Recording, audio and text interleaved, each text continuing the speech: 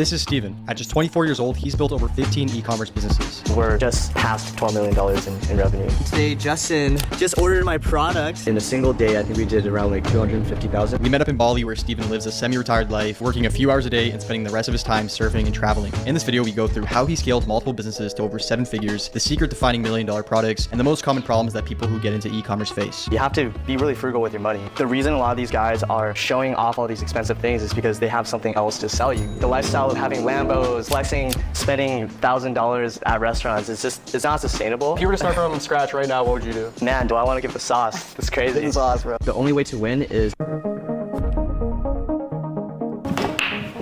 As usual, I have done my homework. I have analyzed the whole video using AI and found that it's a 5-step system. And as we watch the video together, I will explain you the steps and show you how to at least double the profit. Let's go! Can you give me a breakdown of all of your companies? How exactly do you make money? Yeah, it's pretty simple. So I run a few businesses. I run a business that sells fruits online. It's called medjewelsdays.com.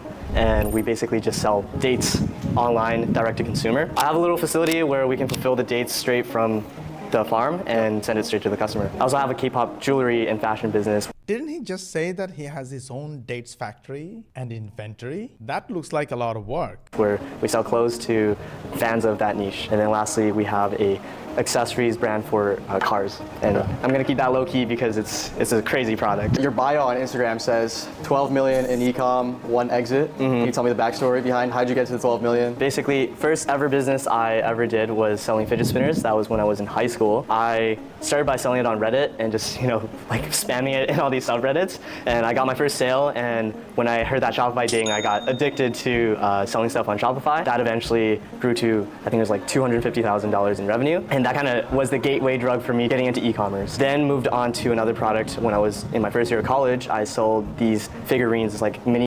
Wait, didn't he just say moved on to another product? Which means he used to sell only one product, fidget spinner, with Shopify. That's wild, because as far as I know, most people jump from products to products fast. Anime figurines, and they were wearing Nike sneakers.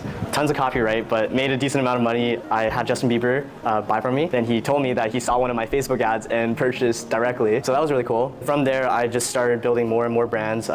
And it cascaded into so many random e-commerce businesses that some stayed, some died out, but over the course of a lifetime, ended up just past $12 million in revenue. That is wild.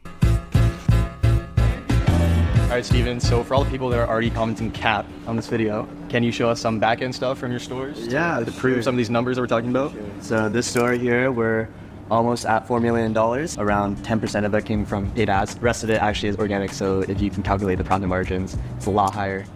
So this is one of the stores. Also, just over $1 million in sales, mostly from organic as well. And you can see we have a 40% returning customer rate, which is really, really solid. That means we barely spend any money on customer acquisition. It's just from repeat customers. This new one right here, we just launched, and it's already at 175,000.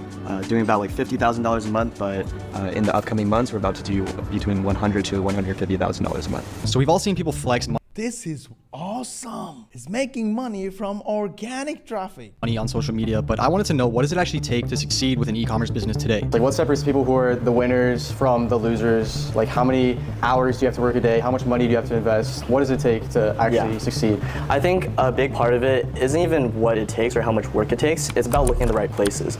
A lot of beginners are really misguided because on YouTube there's just a wealth of gurus telling you sell this viral TikTok product and you're gonna make money. And some people make money selling these viral TikTok products, but the likelihood of you hitting a hot product like that is very hard. And especially now with the advent of Temu and all these Chinese companies coming in, it's becoming very hard to succeed with a generic product like that. So I think what it really takes is to find a way to sell a differentiated product and sell something that has an immediate wow factor that a lot of people haven't seen before.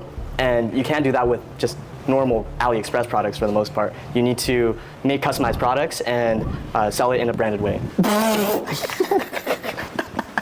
Okay, we gotta try that again. That's going in. That's going in. You can't fall into the trap that a lot of these internet gurus show you, right? The lifestyle of having Lambos, like flexing, spending $1,000 at restaurants. It's not sustainable because with all businesses, there's always ups and downs, and you have to be really frugal with your money. The reason a lot of these guys are showing off all these expensive things is because they have something else to sell you, right? So first, keep your expenses low. Then second, have a product that offers really high quality experience to the customers. You want to make sure that you sell something that doesn't feel gimmicky, and it's going to make customers come back. Because I think dropshipping is a really good model to validate a product, but to have a real business, you really need a way to keep customers coming back for the long run. I like this guy. So far, whatever he said is solid. Can we go back and summarize quickly what he said? 1. A solid product with a unique touch. 2. Don't waste money. 3. Organic traffic is great. 4. Make sure to take care of customers so they come back to you and buy from you over and over. This is real branding. 5. E-com is great for validating product. That is true. Just slap a product on a store, drive some traffic, get some sales. From stats, you know the product is good or bad. That's so bad. Wait, try to get it. Maybe we should stop playing pool. Stick to making money, bro. What's been one of the biggest challenges in running your businesses? Is there anything that stands out, like that was a really hard time to get through? One of the biggest challenges with e-commerce, I would say, is logistics. With every one of our businesses, we've faced different challenges in regards to logistics. So for the day business, Yeah, that's right. AI already told us that one of the weaknesses of e-commerce business is logistics, especially during scaling. So for the day business, we have certain seasons where the quality of our fruit isn't as good, or we can't produce as much. So then we have to scale up or down depending. And then for the jewelry and fashion business, we deal with thousands of SKUs. So you can imagine trying to figure out the fulfillment and storing of all the inventory. Yes, that's right. Another weakness of e-commerce business, dependency on niche product success. And properly forecasting the demand for the inventory can be really difficult. And also with our last product, it's a completely customized product. So having the proper design and sending it to the design team to have it personalized for the customer, it can be very challenging, and we have to have really good systems for all of the businesses to make sure that it runs smoothly. A lot of people DM me every day. Hey, I want to start Shopify business. I want to start e-com business. I want to start drop shipping business. But do you still think, is it a very easy task to perform for someone who has a 9 to 5 day job? Before 9 a.m., they do 1 hour commute. After 5 p.m., they do another 1 hour commute. After coming home, they would spend 2 hours personal and family time. From 10 p.m. to 5 a.m. is complete sleep time. 5 a.m. to 6 a.m. personal time, and then 6 to 8 you have some free time that you can spend. And here in the evening from 8 p.m. to 10 p.m. you can spend some time to build your side hustle. Now 2 hours in the evening and 2 hours in the morning. Do you think this is enough to build a business like this? I don't know. You tell me in the comment. Anyway, let's go keep watching. Okay, so what does a typical day look like for you? You open up your laptop, what are you actually spending your time doing? So I open up my laptop. A lot of times it's just checking our Slack channels where we can communicate about advertising or video creatives that need to be made, all the conversations we have internally for our email marketing, and we plan out marketing calendars on a daily basis. So what does it take to scale these businesses? How do you Didn't he just mention something called email marketing and videos for his ads? You take it from, okay, you are testing a product, you see that it's working, you're making some sales. How do you take it from 5 figures to 6 figures to 7 figures? Yeah, a big thing that people fail to do, and this is one of the biggest limitations when it comes to scaling, is they can't figure out the systems for their logistics and the systems for their marketing. Because to get sales, you need to get the word out there for your product. So, for example, for this store, we built systems around influencer marketing and getting a ton of micro creators to basically do collaborations with us. We send out tons of free product to them. And because of that, they're able to make a lot of content for us, and some of that content blows up, and that allows us to scale a lot higher. On the other hand, when it comes to logistics, we need to make sure that everything is extremely solid. And if we can't fulfill the demand, then we actually do a drop-based model where we will fulfill maybe once or twice a month and be able to properly fulfill all those orders, close down the shop for the rest of the month, and then repeat that. If you want to have really solid systems, I highly recommend using different platforms like Notion and Slack and hiring out teams using a website called onlinejobs.ph and Upwork. you can find a lot of really talented people and employ them to work for your business. And they come on as contractors, so you don't have to pay for health insurance and all these other benefits that typically full-time employees need. When you get to this scale, like you see right there, you have 50,000 orders. What is that in the past year or? Past few years. Past few years. Yeah. So when you get to this level of scaling, what types of issues are you facing, especially when you have 3 brands that are doing this much volume? Yeah. So Q4 is typically one of the hardest times for us because as much as we try to prepare for the volume of orders that come in, there's always issues. You know, one time we had snow blocking in our warehouse, so we couldn't get the orders out properly. Had to fly over and pack orders myself with the team. But typically, to handle this amount of orders, Packing order all by himself with his team? Do you imagine a CEO or an owner like this working by hand? That's called working for yourself. we have to have a lot of staff. So especially for customer service, we have multiple customer service agents, and they're all implemented onto a platform called Gorgeous. And Gorgeous is basically a customer relations management software platform that integrates directly with Shopify. And this really allows you to streamline your customer service and make sure that every customer is happy and satisfied with. Well, of course, if you want to take care of your customers and build a solid brand that your existing customers trust, then you have to take care of your customers. With your service. Most people, when they're getting into this e-commerce dropshipping space, they're looking at what everybody else is selling, and they're kind of copying it. And like next thing you know, the entire business model is just filled with people doing the same thing over and over again. Yeah. Isn't this what gurus teach you? Just go ahead and copy others and you will get the same results. Now you probably understand why people fail even after copying the whole thing, because they do not copy the customer relationship. They do not copy the influencer marketing. They don't copy giving away free stuff to the influencers. They can't copy the email marketing. So how can someone who is just getting into this and they're looking to find an original product that isn't completely oversaturated, what can they do to find those types of products? Well, yeah, as you said, it needs to be unique. And one thing I always advocate for is the riches are in the niches. The riches are in the niches. Right, so you want to find niches that are really passionate, and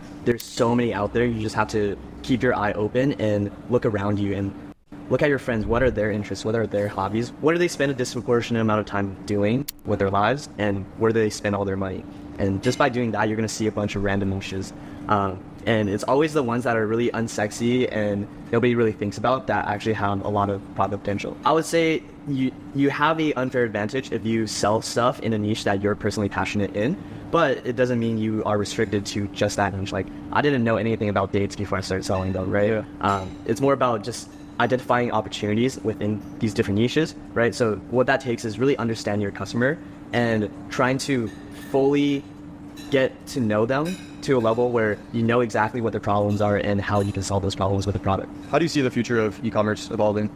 Yeah, so I think in the future, it's going to be really, really difficult, especially with dropshipping, for traditional dropshippers to succeed, because with Temu and all these other Chinese incumbents coming in, it's going to be really hard to compete with them. They're already spending billions of dollars on advertising, which means ad costs are going up and your profits are going to go down.